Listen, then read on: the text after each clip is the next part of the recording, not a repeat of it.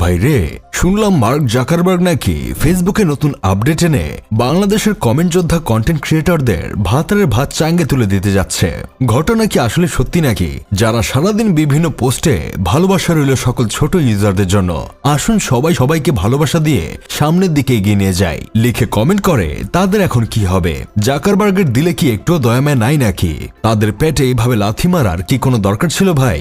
শোনা যাচ্ছে ফেসবুকে অতিরিক্ত হ্যাশট্যাগ ব্যবহার করলে রিমুভ হয়ে যাবে ফেসবুক পেজ।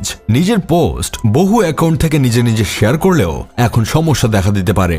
এর বাইরে পোস্টে কোনো উল্টাপাল্টা কমেন্ট যেন না হয়, সেজন্য কমেন্টটা কতটুকু পোস্টের সাথে সামঞ্জস্যপূর্ণ সেটা মার্কিং করার জন্য কমেন্টে লাইক অ্যান্ড আনলাইক ভোট টাইপের সিস্টেম আনতে যাচ্ছে জাকারবার্গের ফেসবুক। এটা জানার পর তো আমার সবচেয়ে বেশি মায়া লাগছে আমাদের দেশের কমেন্ট যোদ্ধা নামক কন্টেন্ট ক্রিয়েটরদের জন্য। পাশে থাকলে পাশে পাবেন, ভালোবাসা অবিরাম, মাশাআল্লাহ অনেক সুন্দর হয়েছে বলে সব পোস্টে কমেন্টে একাধারে কমেন্ট করা লোকদের তো চোখের পানি আর নাকের পানি এক হয়ে যাচ্ছে। মানুষ ফেসবুকে কোনো ভিডিও ছাড়লে এখন সে ভিডিও রিলেটেড কোনো কমেন্টই পাওয়া যায় না। এরকম একজনের দুঃখের পোস্টে ঢুকছিলাম কমেন্ট পড়ার জন্য, কিন্তু কমেন্টে ঢুকার পর আমার জায়গার জিনিস আর জায়গায় ছিল না, কারণ সেখানে সমবেদনাদায়ক কমেন্টের চেয়ে অসাধারণ হয়েছে সুন্দর ভিডিও, নতুনদের পাশে আছি ইনশাল্লাহ কমেন্টের সংখ্যাই ছিল বেশি। এখন আপনি বলেন, একটা মানুষের দুঃখের সময় যদি কেউ এসে বলে খুব সুন্দর হয়েছে, তাহলে কেমন লাগবে? অবশ্যই খুব খারাপ লাগার কথা।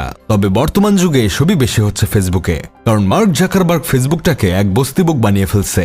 যাকে তাকে যেভাবে খুশি সেইভাবে মনিটাইজেশন দিয়ে দিয়ে ফেসবুকে কন্টেন্ট ক্রিয়েটরদের বন্যা বানিয়ে ফেলছে। ফেসবুকের ফ না বুঝলেও সে ফেসবুকে এসে কন্টেন্ট ক্রিয়েটর হয়ে গেছে। তবে এখন ফেসবুক এই ধরনের কন্টেন্ট যোদ্ধাদের ভাত মেরে দেওয়ার সিদ্ধান্ত নিয়েছে।